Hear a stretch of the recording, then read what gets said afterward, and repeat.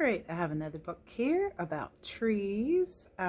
We are doing a unit on trees in case you didn't get that. And my district in Richmond, Virginia, Richmond Public Schools, sent home some books about trees. So I told my kids I would read them. So if you have a copy, you can read along. This one is called We Planted a Tree. And it's about two different families in two different places. So I'll let you see if you can figure out where they're from, and then I'll tell you our guess. The author who wrote the words is Diane Muldrow, and the pictures is illustrated by Bob Stake. We planted a tree. Here we go. Look at the purple people. I think that's because they're in the shade. This one was written in 2010. We like these. They kind of look like lollipop trees. We planted a tree. We planted a tree.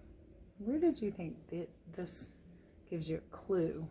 It's in their backyard, but they live in probably the city. We planted a tree and it grew up. So this is the other family, and we guessed from these trees in the background. Our guess was it's not in the city, and we thought it might be in Africa, because sometimes in Africa you see these types of trees on the savannah. We planted a tree and it grew up. While it reached for the sky and the sunshine went into the leaves and brought food to the tree, and the tree grew up. Look at their happy little faces. Fat little buds appeared on the branches.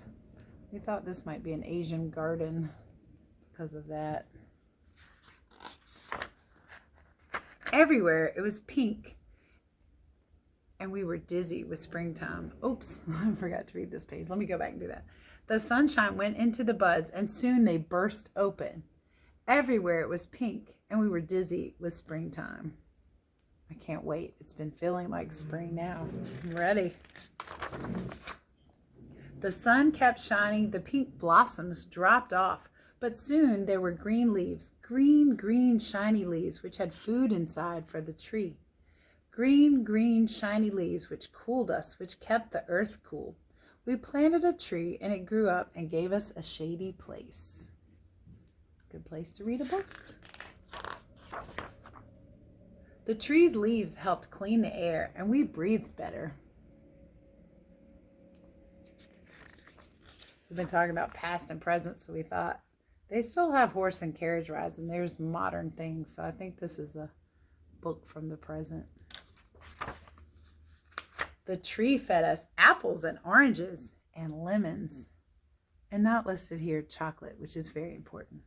Chocolate grows on trees. Well, cocoa beans. And sap for our syrup. We've read books about maple trees give us sap from our syrup. Delicious. We planted a tree and it grew up. The tree kept the soil from blowing away, and now rainwater could stay in the earth.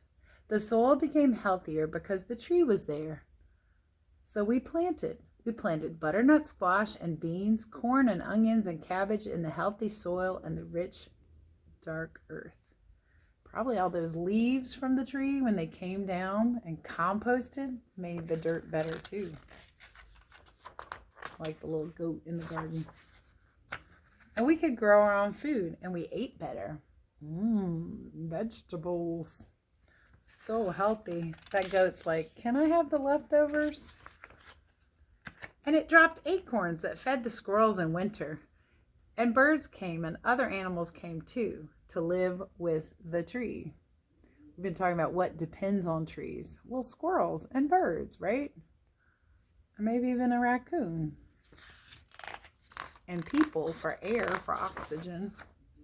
We planted a tree, and that one tree made the world better. That looks like it's out on a farm, right? You see the tractor and the barn. And she's swinging in the trees. We planted a tree, and the one tree helped heal the earth. So see, giraffes live in the wild in Africa. So I think that was right, because those are the types of trees. We planted a tree and it grew up. Now the babies have had babies and the tree's still there. And so did we. Their families have grown too in their life cycle.